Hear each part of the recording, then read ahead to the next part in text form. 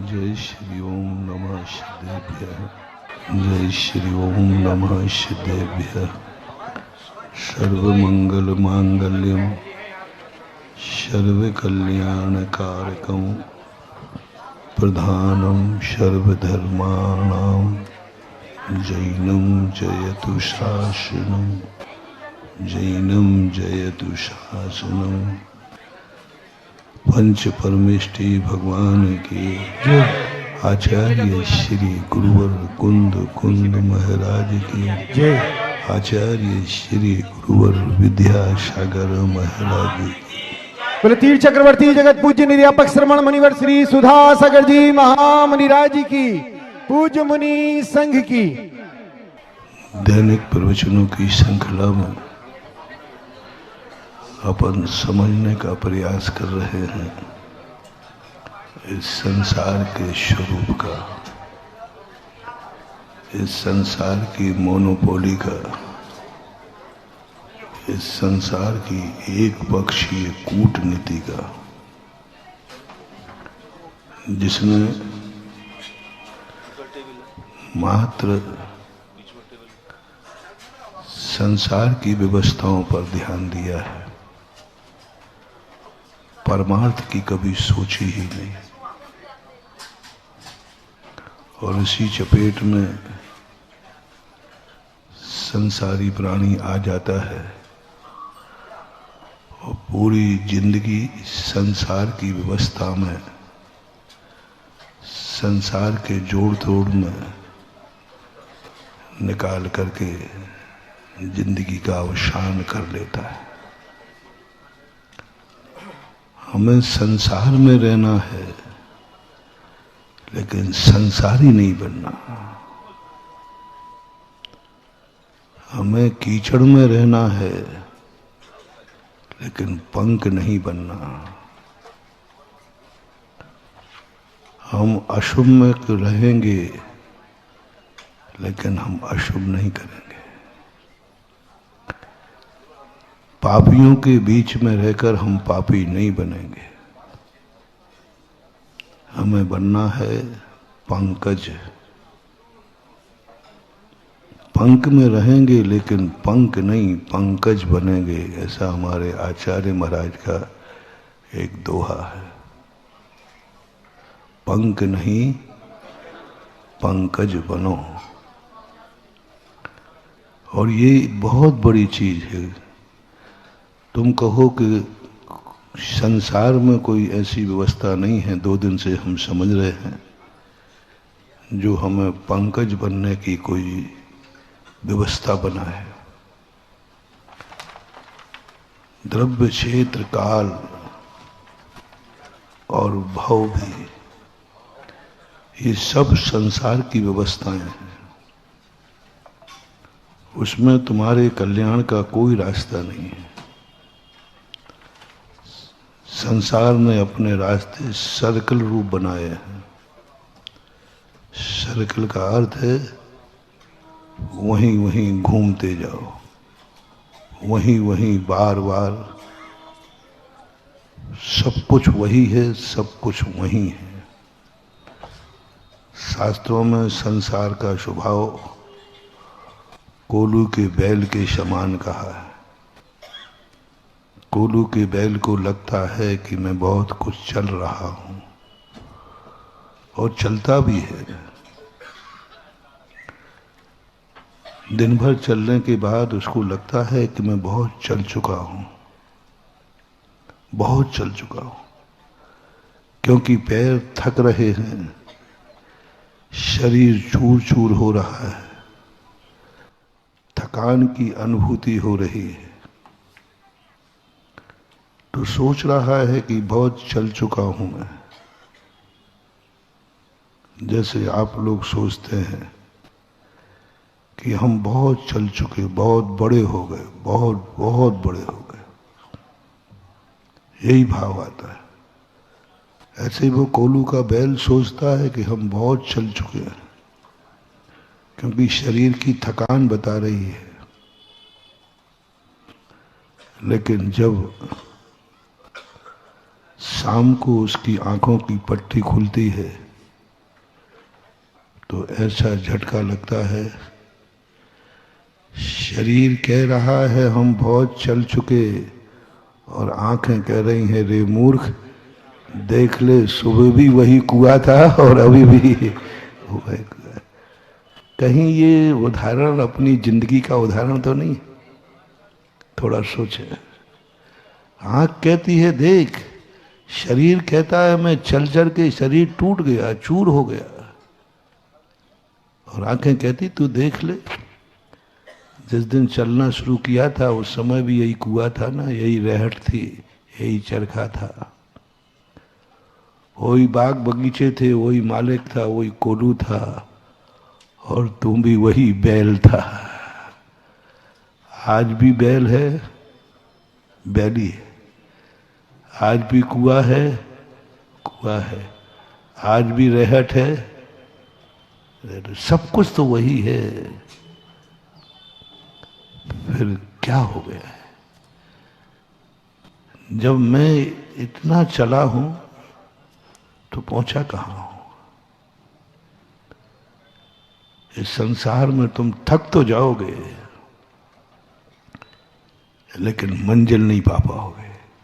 थकने में कोई बड़ी बात, अपन सब थक ही रहे हैं, बूढ़े हो रहे हैं, जिंदगी से थका तो है, जिंदगी थक जाएगी, जिंदगी थक जाएगी। हम सोचें कि मंजिल आ जाएगी, हम सोचें कि यह कार्य हो जाएगा तो हमारा एंड हो जाएगा, नहीं। भोगान भुक्ता भयवेव भुक्ता तयो न जीर्णा भयमेव जीर्णा। ये भोग कभी बूढ़े होने वाले नहीं हैं, भोगने वाला ही बूढ़ा हो जाएगा, कभी नहीं। हम ही थक जाएंगे लेकिन संसार के रास्ते का अंत नहीं आना। तयो न जीर्णा भयमेव जीर्णा। ये संसार कभी बूढ़ा होने वाला नहीं है, संसार कभी वृद्ध नहीं होता, सदा हरा भरा रहता, हम ही बूढ़े रह जाते हैं। हमारा ही जन्म होने के बाद मृत्यु की कगार पर चले जाते। संसार तो हमारे जन्म के पहले भी वैसे ही था, और मरने के बाद शायद अपन सब मर जाएंगे तो सागर नहीं रहेगा शायद, ऐसा ना बोलो ना। अपने पहले भी था, हमने तो ऐसा इतिहास पढ़ा है सागर का कि सागर कौरवों के समय था, और उस समय की ये कभी पूरा नहीं पढ़ा, सुनी सुनी थी कि सागर के जो लोग थे, राज्य था सागर, ये कौरवों की तरफ से लड़ा था। अब देखो भाई, मुझे मेरे पे नाराज मत होना। आप कहो महाराज आप ये खोजते कहाँ से हो? अब पढ़ते पढ़ते आ जाता है। ऐसा किसी ने कहा, एक किताब भी लाए थे वो, थोड़ा पूरा नहीं देखा, पूरा देखूंगा तब खोलूंगा चिट्ठा। अभी तो उड़ी हुई खबर थी। बताते कौरवों की तरफ से लड़े थे, सागर का जो भी व्यक्ति रहा उसमें। तो फिर मैंने सोचा कौरवों की तरफ से लड़े थे तो अभी भी संस्कार होना चाहिए। तो सोचते सोचते पता चला कि कभी वंश कभी खत्म, आज भी कुछ अंश है जो कौरवों की तरफ है। आज भी देखा जाता है, चाहे तुम्हारे घर का हो, चाहे तुम्हारे मोहल्ले का हो, चाहे समाज का हो। जब दो विकल्प बनते हैं तो कोई ना कोई तो कौरवों की तरफ हो ही जाता है। लेकिन अपन को नहीं, अपन को नहीं, अपना पक्ष कौरवों की तरफ नहीं होना चाहिए, चाहे भली हमारा वंश कौरवों का क्यों ना हो, चाहे हमारे सारे रिश्तेदार कौरवों ही क्यों ना हो। लेकिन सबसे ज्यादा रिश्तेदारी बलदेव की कौरवों से थी, कुरुवंश से थी। सब उनके क्या थे, सब रिश्तेदार थे। लेकिन श्री कृष्ण कहते हैं कि नहीं, मेरा वंश वधी कौरवों का है, लेकिन मेरा पक्ष तो पांडवों का रहेगा, सत्य की तरफ रहेगा। सत्य से बड़ा हमारा वंश नहीं होता, सत्य से बड़ा हमारा अंश नहीं होता। अंश और वंश से सबसे बड़ा श्रेष्ठ होता है हमारा धर्म। हमें कभी भी उस तरफ, और ये संस्कार रहते हैं कहीं ना कहीं, बताते हैं वंश का संस्कार कितनी प्रयास करो जाते नहीं है, अंश बना रहता है।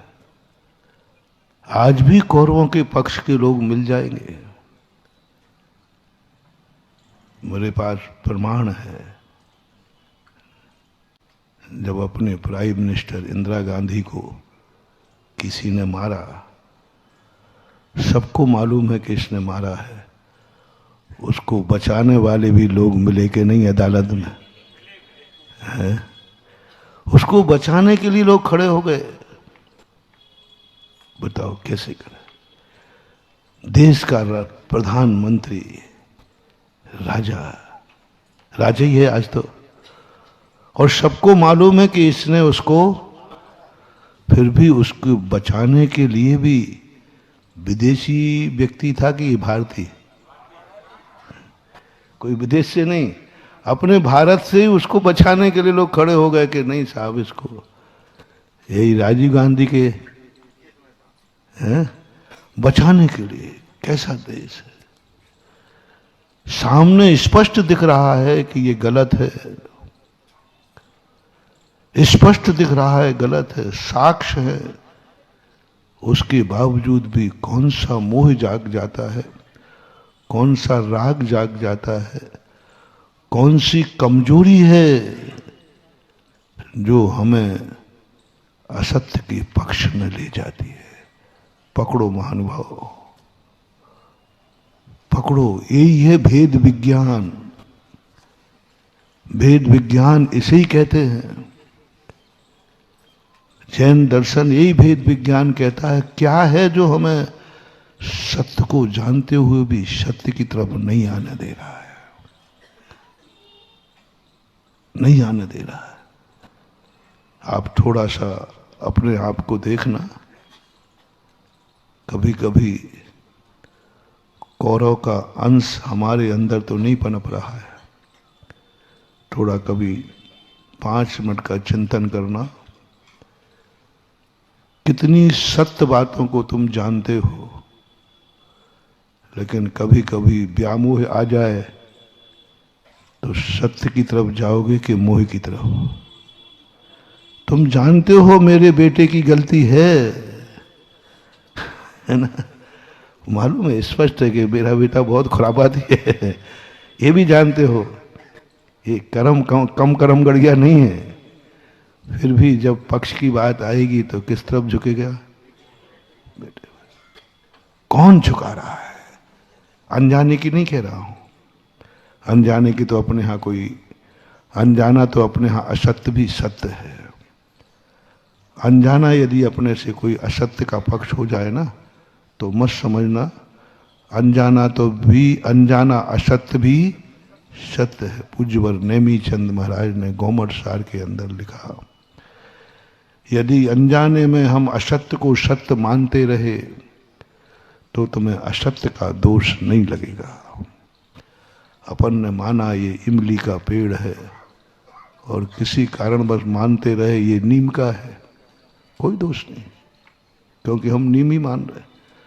लेकिन जिस दिन हमें पता चला किसी विज्ञ व्यक्ति के द्वारा कि नहीं ये तो इमली का पेड़ है, अब तुम्हारे मन में ये भाव जाग गया, आज तक माना है, अब कैसे, अब तो नीम है तो बस उसी समय मिथ्या दृष्टि हो जाता है।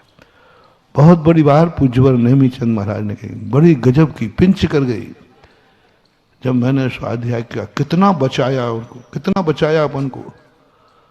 और अपन नीम को, इमली के पेड़ को नीम मानते रहे सैकड़ों वर्षों तक, तो भी नीचवंज आचार्य कहते हैं तुझे कोई झूठ का दोष, तू मिथ्या दृष्टि है ही नहीं, क्योंकि तेरे उपयोग में नहीं आ रहा था, ये झूठ है। अंदर से बोल रहा था कि बाहर से? अंदर से। मैं क्या करूं, वो नीम ही था। लेकिन अब क्या हो गया, अब हमारे अनुभव में आ रहा है अंदर से कि नहीं है तो इमली, लेकिन कौन कहलवा रहा है नीम? ईगो। एक ईगो, तुम कह रहे ना ईगो पॉइंट, वो बुंदेलखंड बोलो, वो सवाल मूछ का सवाल है। हाँ अब आ गया, ठीक है, आ जाता है थोड़ा थोड़ा। क्या हम थोड़ा ज्यादा राजस्थान में रह के आ गए तो बुंदेलखंड भूल गए। जैसे आप लोग क्या बोलते हो, अरे इस बात सवाल सत्य सत्य का नहीं है साहब, सवाल मूछ का है। अब आजकल ये मूछ का सब बोलना बंद कर दिया, मूछ ही नहीं है। अब उसका इंग्लिश नाम क्या कर दिया? ईगो। ईगो हट, ईगो। बस ईगो ही अपनी जिंदगी को बर्बाद कर रहा है महानुभाव। बहुत खतरनाक चीज है ये।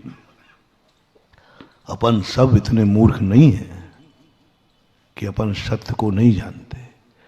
अपन इतने मूर्ख नहीं है कि दिन को दिन नहीं जानते। अपन इतने मूर्ख नहीं है कि रात को रात नहीं जानते।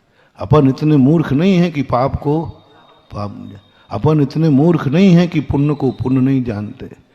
अपन इतने मूर्ख नहीं है कि वीतराग को वीतराग और राग को राग नहीं जाने। कसाय को कसाय जानते, सब जानते हैं। दसों धर्म हम जानते हैं, हर साल सुनते हैं, सब जानते हैं। मैं आपसे पूछता हूं, क्षमा धर्म अच्छा है कि क्रोध अच्छा है? थोड़ा मैं कम सुनता हूं। आपने कहा तो टेप हो गया। क्यों ना आप नियम ले लो कि आज के बाद क्रोध नहीं करो। महाराज गड़बड़ आगे मत किया करो, आप इतना ही कहलवाया करो बस।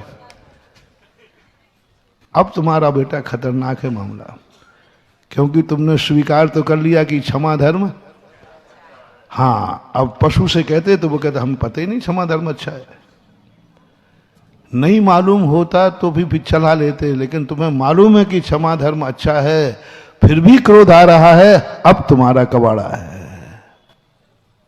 जान बूझकर अंध बने हैं आंखन बांधी पाटी। जान बूझ करके अंधे मत बनो। मक्खियां तो भोजन में गिरती ही रहती हैं, लेकिन आंखों देखे माखी मत खाओ। होटल में तो तुम खाते ही हो, बहुत सारे खाते हो, बहुत नहीं खाते होंगे। होटल वाले से पूछना, मुझे वो मिठाई दो जिसमें मक्खी नहीं गिरी हो। तो वो कहता है मिठाई बनाए और मक्खी ना गिरे, ऐसे कैसे संभव है? वो तो गिरती है। लेकिन फिर भी आप लोग मिठाई खाते हो। अब ऐसा करता हूं, खाते समय एक मक्खी गिराता हूं। क्यों भाई, क्या बात हुई? उसने कहा साहब जब बना रहे थे तब एक मक्खी गिर गई। अरे बोल, चुप रहे। अब सामने माखी गिर गई, अब खाओ। महाराज जी इतना गए बीते नहीं है। अब बस यही है। कितनी बड़ी मुहावरा है, आंखन देखी माखी नहीं खाई जाती। बनाते समय कहीं परोक्ष में गिर गई हो, मिल गई हो, मिट गई हो, सब कोई बात नहीं, चलेगा। तुम्हारी सभ्यता नष्ट नहीं होगी। तुम्हें मांसाहार का दोष नहीं आएगा, क्योंकि तुमने देखी ही नहीं, तुम्हें पता ही नहीं है। और गिरी होगी, संभावना है। तुम्हारे साथ घटित हो या नहीं हो, हम अपनी बता दें। हमारे पहुंचने के पहले चौके में क्या क्या होता है, झूठ मत बोलना। यदि हम वीडियो बनवा लें, भोजन बनाते समय कैमरा लगवा दे पहले, हम जा ही नहीं सकेंगे। पहले मैं देखूंगा तू सुबह से चौके में क्या क्या करता है। मक्खी भी आ सकती है कि नहीं? कुछ भी हो सकता है। अग्नि भी जली थी कि नहीं? इतना मैं बुद्धू नहीं हूं कि बिना अग्नि का भोजन नहीं बना। बिना भोजन मुझे मालूम है कि अग्नि जलाई होगी। भोजन की गर्माहट बढ़ा रही है कि गर्म अपने आप नहीं हुआ अग्नि। और वही अग्नि मेरे सामने जला दो तो क्या फर्क पड़ता है बताओगे? मैं पहले सोचता था कि महाराज लोग कहते अग्नि जल जाए तो अंतराय कर देते, लाइट जल जाए तो अंतराय कर देंगे। पूरा भोजन लाइट में बना है। गैस चूल्हा काय से जला होगा? कुकर सारा लाइट से ही बना है। आज तो और मामला गड़बड़ है। और अग्नि भी जली है, अग्नि जली है पक्का, मुझे मालूम है, ज्ञान में है, सब है। वही लाइट, वही अग्नि। महाराज जी पहले जल रही कि अभी जल जाओ, करके देख लो। साधु अंतराय कर देगा, वापस आ जाएगा। ये क्यों? मैंने बहुत सोचा इस पे। वही अशुद्धि महाराज के पहुंचने के बाद हो जाए, महाराज अंतराय कर देंगे। बस वही वाली बात, आंखों देखी मक्खी, आगे पीछे जो है सो है महावीर की। आगे पीछे जो है सो है महावीर की जय। क्या बड़ी बात कही, अवध ज्ञान मत लगाना। अवध ज्ञान है किसी मुनि महाराज को, पर कहा अवध ज्ञान मत लगाना। मेरे आने के पहले चौके कैसा था, नहीं लगाना। बस तुम तो एक ही बात निर्णय करो, आंखों देखी मक्खी, मेरे सामने अग्नि जलाओगे तो मैं अंतराय करूंगा। तुम्हारा पहले भी हमने जलाया, वो तुम जानो, तुम्हारा काम जाने। कम से कम इतना तो होना ही चाहिए। साधु को कहा गया कि तुम मात्र कल ये अशुद्ध था, तुम्हें इससे मतलब नहीं है, तुम्हारे सामने वो शुद्ध है। क्या बोल रहा है? मन शुद्धि। और थोड़ी देर पहले तुम्हारे, यदि हम आहार उसी करेंगे, पहले 24 घंटे मन पर ज्ञान से जानूंगा इसका मन कैसा है। और महाराज के आने के पहले तुम्हारे मुंह से गाली गलौच हो रहा था, और अभी बोला मन शुद्धि वचन शुद्धि। हाँ हाँ, वचन शुद्धि बता रहा।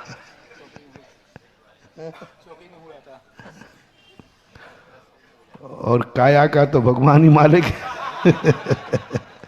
काया का तो, पर क्या जिनवाणी ने कहा, नहीं बेटा, तेरे सामने कैसा है वो, तेरे मन शुद्धि, वचन शुद्धि, काय शुद्धि, आहार जल, बस इससे आगे पीछे मत देखना। लेकिन तेरे सामने ही सब कुछ अशुद्ध हो रहा हो तो, मुझे सामने ही तू मन बिगाड़े, वचन बिगाड़े, गाली गलौज करे। इसी सागर में एक बार अंतराय हुआ था सन 1980 में। सोदनबाई मंदिर है ना, उसके पीछे एक पड़घान हुआ। अब भीड़ तो रहती थी, तो जो दरवाजे पे खड़ा था ना, तो उसको जो आने वाले, जो तू मुझे रोकेगा, देख लूंगा, निपटा दूंगा तुझे। और दोनों में कहा सुनी हो गई। अब वो मेरे कानों में आ गई, तो मैंने अंजलि, मतलब कटोरा था, रख दिया। बोले महाराज क्या हो गया? मैंने कि इन दोनों को साता से लड़ लेने दो। हाँ, आगे पीछे झगड़े होते हैं, लेकिन साधु के आहार करते समय कानों में यदि अशुभ शब्द आ जाए तो साधु अंतराय कर देता है। तुम रोते धोते हो, लेकिन आहार के समय रोने की आवाज आ जाए तो आंखों देखी माखी मत खाओ। किसी नगर में अर्थी निकलती है, कोई बात नहीं, मरते रहते, जीते रहते, लेकिन साधु को अर्थी दिख जाए तो अंतराय, दिख जाए तो। हमारे छुल्लक जी ने, विजय सागर ने, भाग्योदय में हो गया था। अब रोज को वहां से अर्थी निकलती है, लेकिन वो उसी समय निकली जब ये, उसी दिन था ना, आहार जा रहे थे। दर्शन लिखा है, खबर नहीं लिखी। किसी के मरने की खबर आ जाए तो अंतराय का दर नहीं लिखा। ये नहीं लिखा कि कोई गांव में मर जाए तो उस दिन तुम हार नहीं। दर्शन, अर्थी दर्शन, अर्थी देखने में आ जाए तो अंतराय है, देखने में नहीं आवे तो अंतराय नहीं है। हमें मालूम है कि उस गली से अर्थी जा रही है, आवाज भी आ रही है राम राम, तो भी हम अंतराय नहीं करेंगे। आवाज आ रही है तो अंतराय नहीं करें। मुझे मालूम है कि अर्थी वहां से जा रही है तो नहीं, लेकिन यदि देखने में आ गई तो फिर उस दिन छोड़ देंगे। ये सारी बातों से अपन को क्या रखना है? आंखों देखी मक्खी। अपन जब जानते हैं कि सत्य क्या है, फिर अपन को कौरवों के पक्ष में नहीं होना। जानते हुए विभीषण ने कहा, भाई है तो क्या हुआ? परम प्रिय भाई था विभीषण। सभी भाइयों में सबसे ज्यादा राइट हैंड था रावण का तो विभीषण, कुंभकर्ण नहीं। और भाई इसके साथ नहीं थे। पुराणों में पढ़ो, विभीषण सदा बचपन से ही प्रिय मित्र था, प्रिय भाई था, और सारे युद्ध रावण के विभीषण की अगुवानी में लड़े। हर युद्ध में विभीषण सेनापति होता था, भाई के पक्ष में। भाई के ऊपर आंख नहीं उठा सकता था कोई। विभीषण जब तक था, सभा में सबसे ज्यादा राइट हैंड माना जाता था। लेकिन जब विभीषण को यह पता चला कि मेरा भाई असत्य के पक्ष में है, आगे की कहानी सब आपको मालूम है। क्या किया? समझाया, लात भी खाई, लेकिन कहा नहीं, धर्म से बड़ा भाई नहीं हो सकता, धर्म से बड़ा मोह नहीं हो सकता, धर्म से बड़ा परिवार नहीं हो सकता, धर्म से बड़ी हमारी जिंदगी भर की धारणा नहीं हो सकती। हमने कहा है इसको नीम का पेड़ जिंदगी भर, लेकिन आज सही पता चला कि ये तो बस अब नहीं होगा, अब नहीं होगा। टाइटल मिला घर का वेदी, ये अपवाद भी मिला। विभीषण जानता था कि लोग ये कहेंगे, उसने कहा कहे तो कहे, लेकिन पक्ष तो सत्य का ही होगा। इसलिए महानुभाव, इस संसार के स्वरूप को तुम समझो, समझ रहे हो, जान रहे हो, लेकिन एक साहस करो असत्य को ठुकराने का। विचार करो कि नहीं, कम से कम इतनी घोषणा तो कर ही दो कि मैंने आज तक जिंदगी में जो किया वो सब झूठा है, और आज जो गुरु ने सुनाया यही सत्य। कभी यदि आ जाए, कभी शास्त्रों के स्वाध्याय करते हुए आ जाए, कभी गुरुओं के प्रवचन में तुम्हें ऐसी प्रतीति आ जाए, ऐसी कभी कभी आएगी कि नहीं, जो गुरु महाराज कह रहे हैं यही सत्य है, कभी कभी, और मैंने आज तक जो किया वो असत्य था, कभी ऐसा प्रतीति आ जाए तो कम से कम यह प्रवचन, यह ध्वनि धारणा में बदल देना। भली छोड़ पाऊं या ना छोड़ पाऊं, लेकिन फैसला सुना देना, मैं असत्य हूं और जो शास्त्र में लिखा वही सत्य है।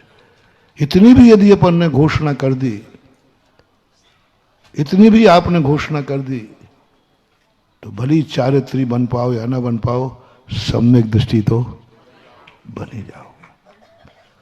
कम से कम सत्य को सत्य, असत्य को असत्य मानो। जीवन क्या है? जब आंख खुलेगी तब क्या करोगे?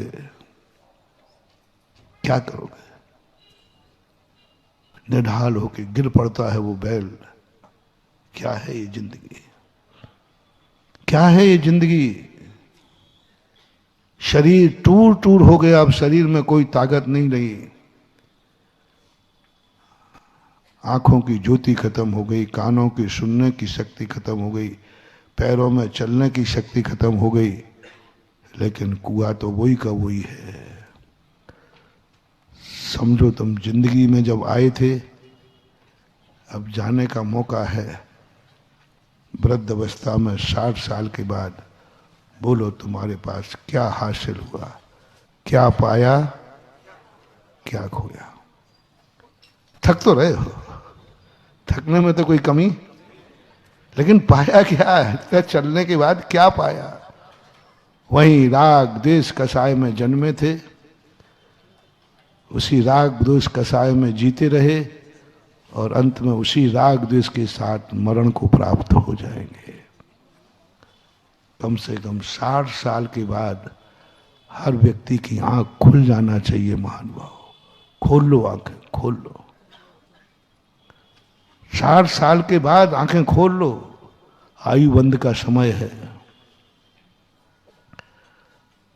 ठीक है, 60 साल सब माफ कर दिया जाएगा, जो तुमने गलत किया सही किया। 60 साल के बाद आयु बंद का समय आ गया। आयु बंद के समय चूक नहीं करना। अपने को संभालो, अपने को संभालो। हम मोह में रहे, हम द्वेष में रहे, हम राग में रहे, हम कषायों में रहे, जो कुछ हुआ हुआ, जो कुछ हुआ सो, पर 60 साल के बाद नहीं होना चाहिए।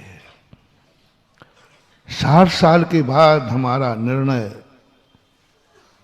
हमारा मन, हमारा ज्ञान सत्य के पक्ष में होना चाहिए। हमें अपना धर्म बचाना है। तुम जिनके पक्ष में रहकर, जिनसे मोह करके, जिनके लिए तुम दिन रात एक कर रहे हो, 60 साल के बाद वे सब तुम्हारे नहीं हैं। वे सब तुम्हारा इंतजार कर रहे हैं। किसको? तुम्हें जबरदस्ती डटे हो।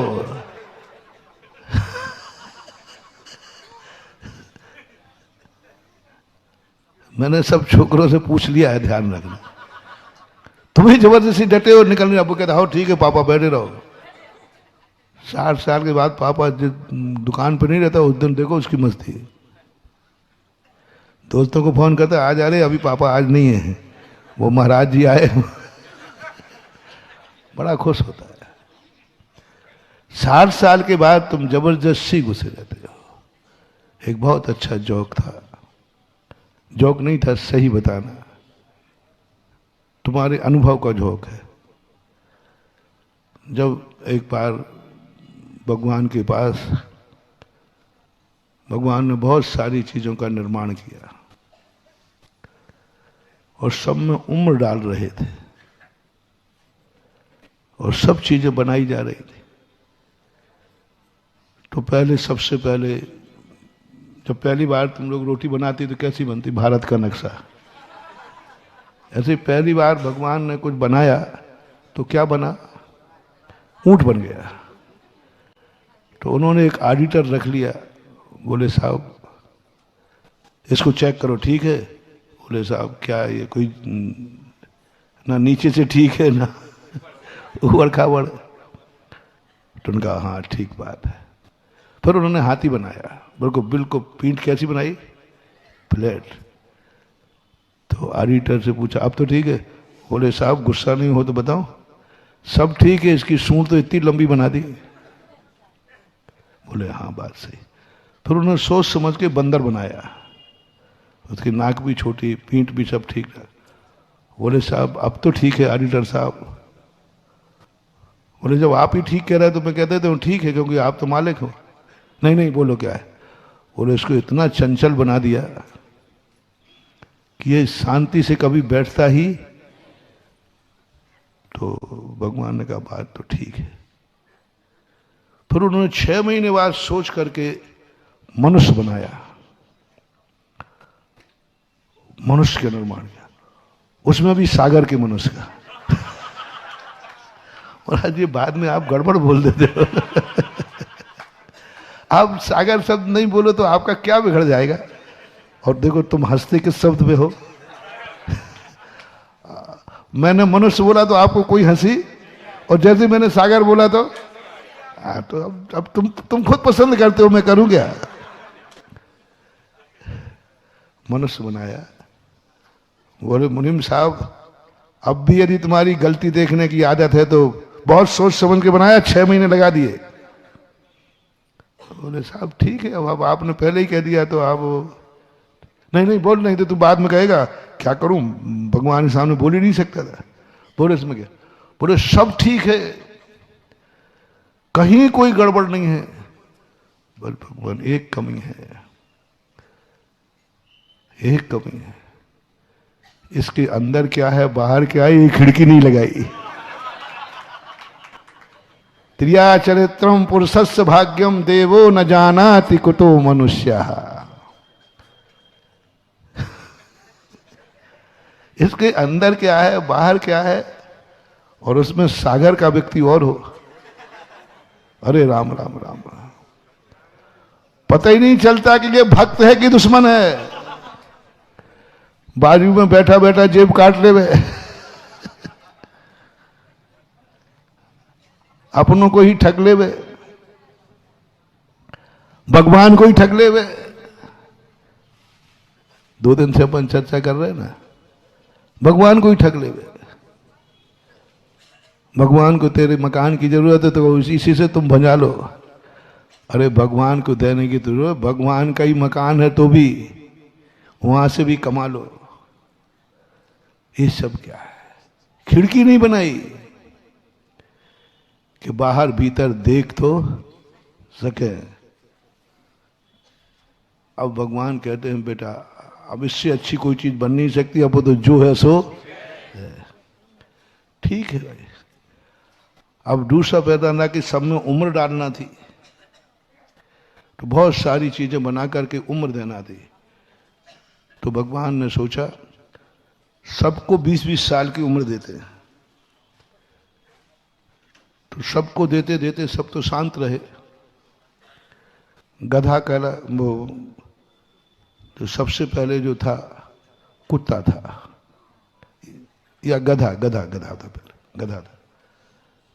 गधे को 20 साल की उम्र डालने लगे तो बोले सरकार मेरा काम क्या है, मेरा नाम ही आपने क्या रख दिया, तो मेरा काम क्या है। तो बोले तू संसार में जाएगा, मूर्ख रहेगा, सारे लोग तेरे ऊपर वजन रख के भार ढोएंगे, तो ये काम करेगा। तो बोले सरकार नहीं 20 साल नहीं 40 साल, 40 साल, उसमें थोड़ा अंतर है, 20 साल थोड़ा कम हो जाएगा।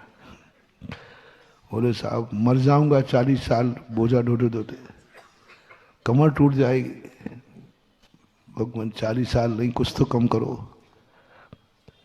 ठीक है 20 साल लगे, लेकिन बैंक से 40 साल की उम्र निकल चुकी थी। तो भगवान ने कहा 20 साल की बचा के रख लेते, किसी काम आ जाएगी। दे दिया 20 साल, गधा 20 साल ही जीते, ज्यादा नहीं जीते। फिर दूसरे नंबर पे आया कुत्ता का।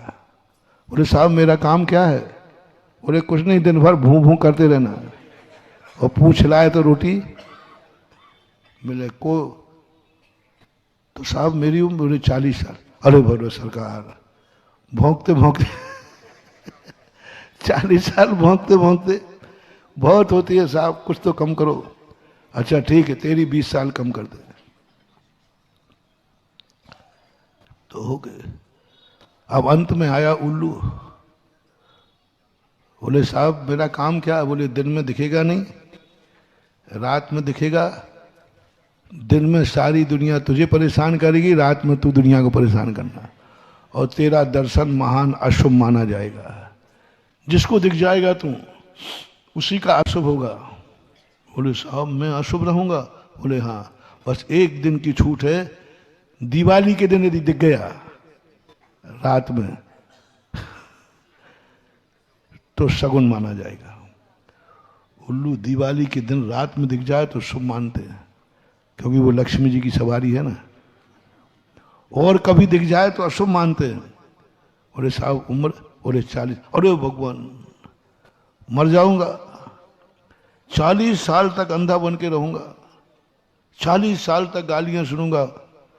उल्लू दिख गया साहब कुछ, चल तेरी भी 20 साल कम करते हैं। स्टोर में कितनी होगी गिनते जाना। हाँ, अरे बनिया और हिसाब नहीं लगाए, बनिया का तो हिसाब लगाना पहले आता है। अब आई मनुष्य की बात।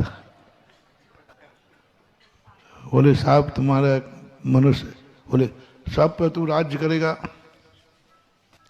खूब आराम से रहेगा, सुख से रहेगा। साहब उम्र 40। बोले सरकार बस 40 साल, क्या जिंदगी दी और 40 साल। बताओ 40 साल में कोई मरे तो बताओ क्या उम्र थी, बोलो ना थोड़ा। 40 साल में तो मरने की घोषणा हो जाए तो क्या कहोगे? ओ महाराज जी ये कोई कच्ची उम्र में चला गया, कच्ची उम्र में। ये कोई उम्र है क्या? कोई भी 40 साल उम्र में संतुष्ट है? आप लोग कोई संतुष्ट नहीं होगा।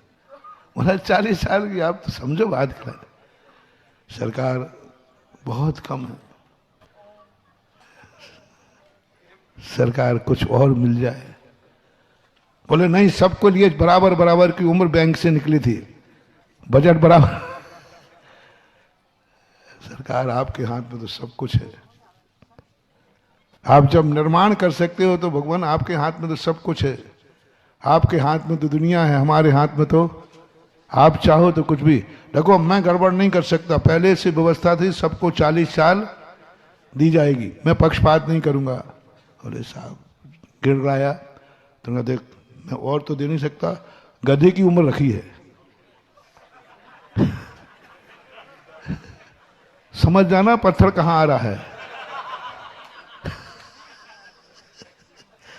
अरे 20 साल गधे की उम्र रखी है। देख गधे की उम्र रहेगी तो गधे ही बनना पड़ेगा, गधे दे। बोले सरकार कुछ भी हो दे दो आपको। तो उन्होंने उठा के 20 साल दी। कितनी हो गई? और उन्होंने कहा सरकार कुछ और कृपा हो जाए तो। बोले अब मत करना, देख कुत्ते की और रखी वो और देता हूं।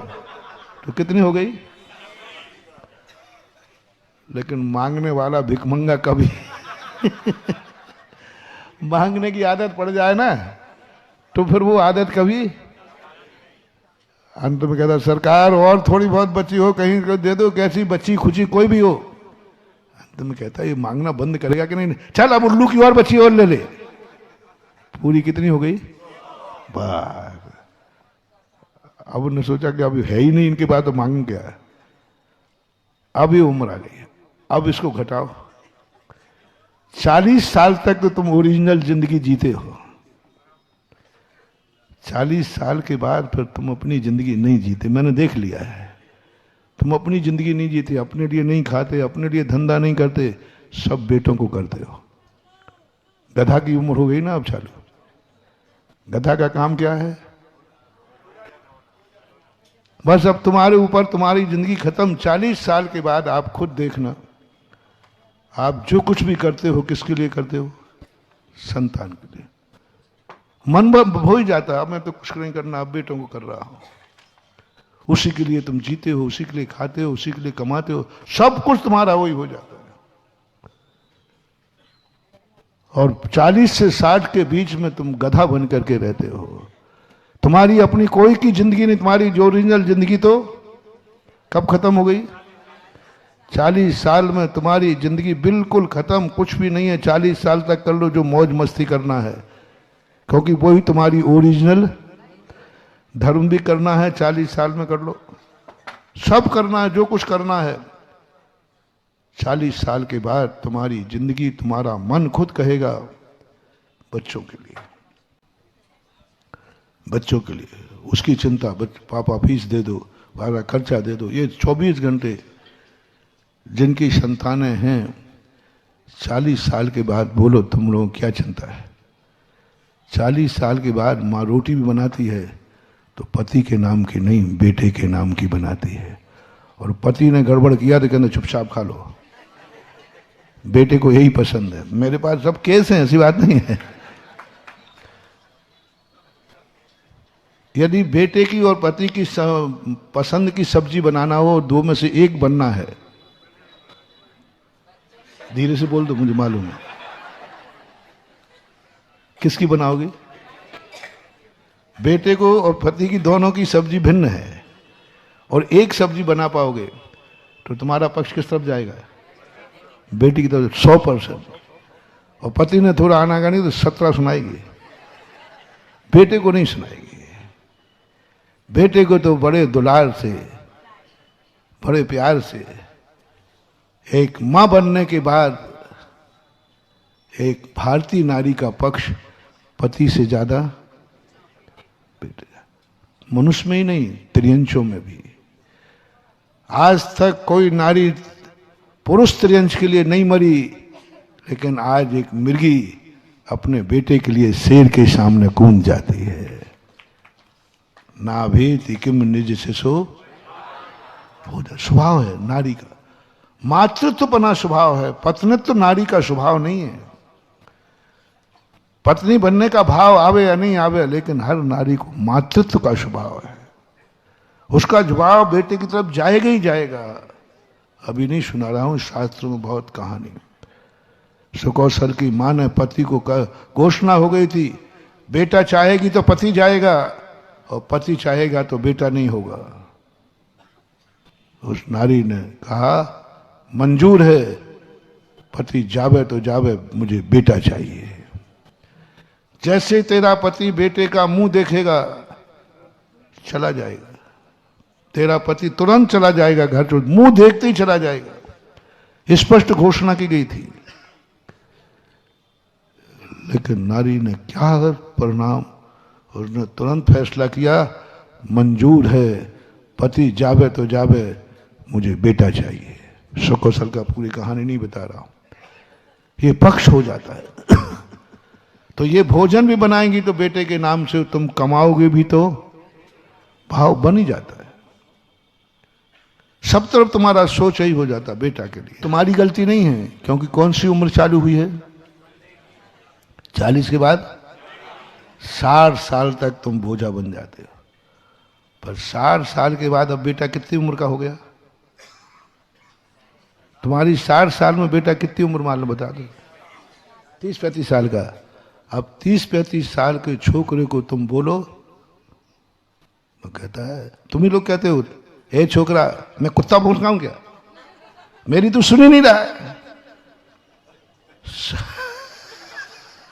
थोड़ा हाँ में हाँ भर दिया करो थोड़ा, क्योंकि मैं पढ़ी पढ़ाई बातें कह रहे हो, तुम करी कराई बातें।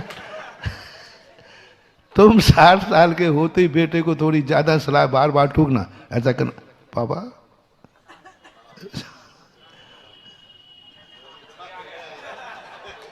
और कई बार तो माता पिता की बातों को सुनते ही नहीं, और तुम मुंह से बोलते हो, ये सुनी ना मैं कह रहा हूं, ये तो ये समझ आए कुत्ता भौंक रहा है, कुत्ता। ये तुम ही लोग कहते हो। वो लोग कहा एक आध बार के नहीं बेटों के सामने, मुझे तो कुछ गिनता ही नहीं है, मैं तो कुछ भी कहूं ये तो ये मानता है कुत्ता कुत्ता भौंक रहा है, कुत्ता। उसकी बेटी की गलती नहीं, क्योंकि उम्र किसकी चालू हो गई? अब आ गया अंत में 80 के बाद का। आंखों से देखना बंद, कानों से सुनना बंद, कुछ नहीं, अब बोल चाल कुछ नहीं, सब कुछ बंद है, अंधेरा ही अंधेरा है। दिन में अंधेरा, रात तो अंधेरी होती ही है। 80 के बाद दिन में अंधेरा शुरू हो जाता है। इसी प्रकार तुम्हारे पास दान की आईडी चाहिए, और आईडी वो 60 साल के बाद की और 40 साल के बाद की। सब लोग बेटर है 40 साल में बनवा लो, चूक गए हो तो 80 साल के बाद फिर बना पाओगे कि नहीं पता नहीं। पता नहीं क्या निमित्त मिलेगा, तुम रहोगे कि भी कोई गारंटी नहीं है। इसलिए इन सारे निमित्तों को समय आपका हो गया। महावीर भगवान की